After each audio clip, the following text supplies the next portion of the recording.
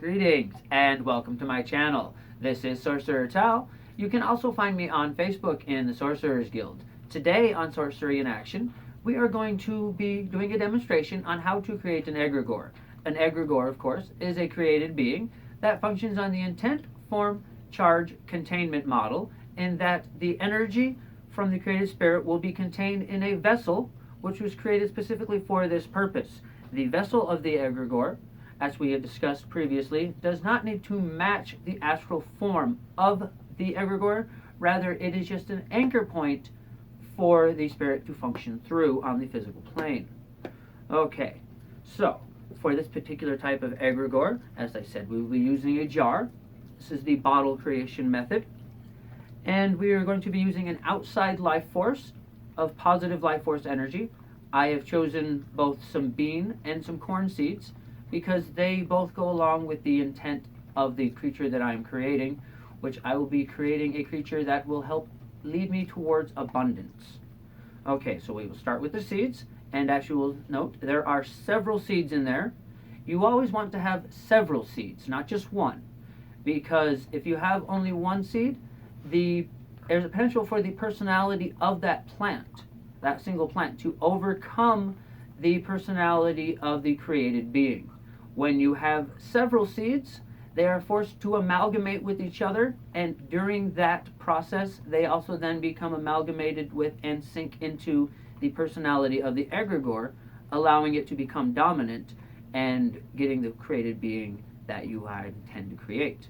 So, first we will add the seeds. I'm going to go ahead and do that gently, and while you're doing it, you want to be focusing on the idea of that intent and that energy going down into the bottle. The next thing that will be added will be the dirt, and this will be being used as a catalyst, first of all because it will help the natural tendency of the seeds to want to spring forth their energy, but also it is laying the foundation for the form and bringing me to the land of milk and honey. As I said, we are attempting to create a Egregore that will guide me towards abundance. Now typically you might want to use a funnel or something. This part a little bit less messy. I didn't unfortunately take that into consideration.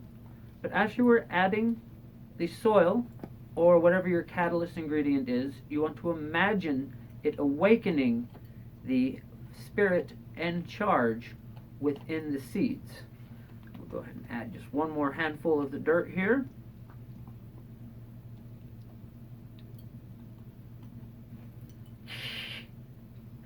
Never claimed to be the most tidy sorcerer. Okay, so now that we have added the seeds and the earth as the catalyst, we are then going to be adding just a touch of powdered bullhorn to give it extra strength, and as well to add stability, and just because cattle tend to go along with the concept of abundance. From there, we will then add the milk. The milk, which is also a symbol of abundance. Let's see if we can get away with doing this without that happening. Apparently we can't. So this is going to be a bit of a messy video.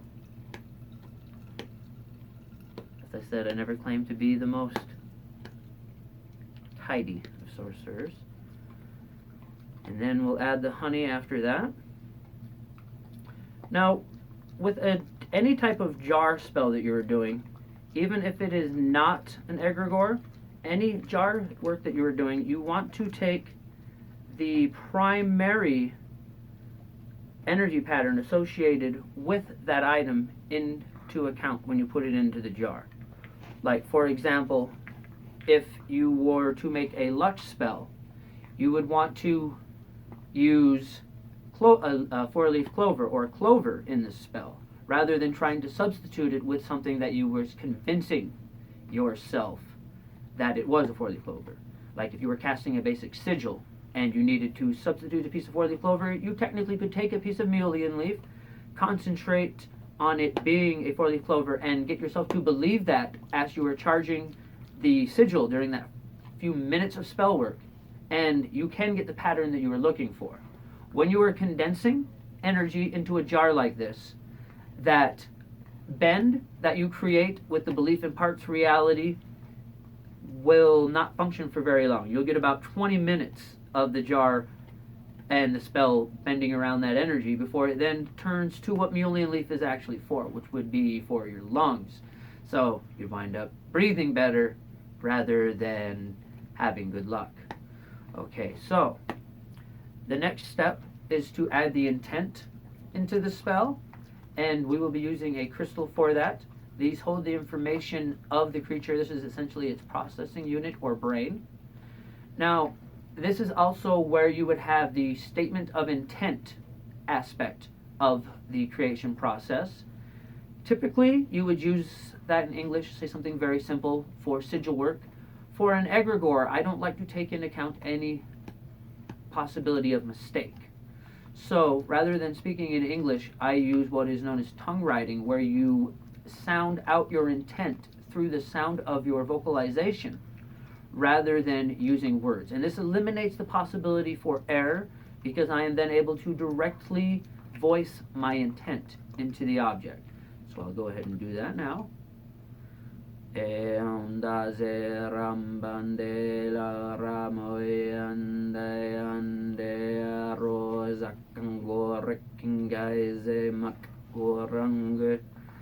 Anoy andana remangorangongge andando rambange andazayakaum Gal Harbin.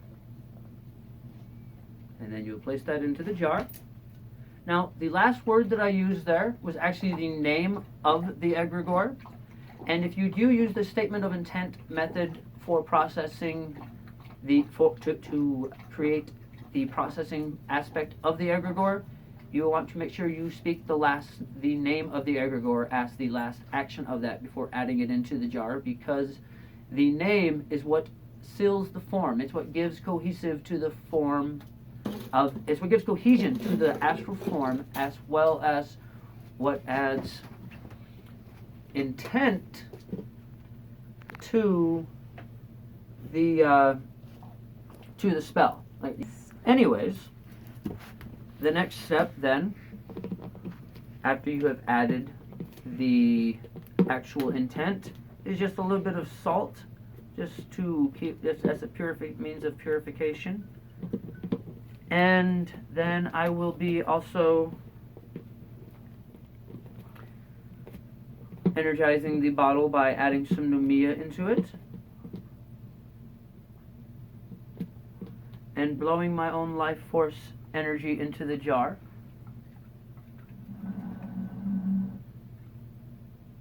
And once that is done, simply close the lid.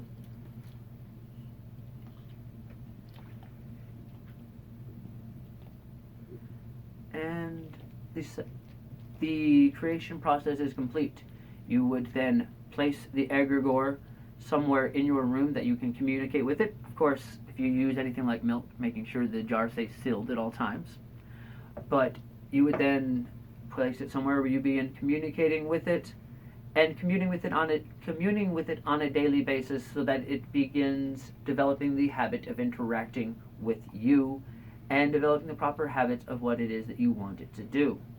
Okay, so that will be it for this episode. Thank you once again for joining us. Don't forget to join us on Tuesday for another episode of Magical Theory. If you haven't subscribed to the channel, please take the opportunity to do so now. Until then, bright blessings and an interesting fate. This has been Sorcerer Tell.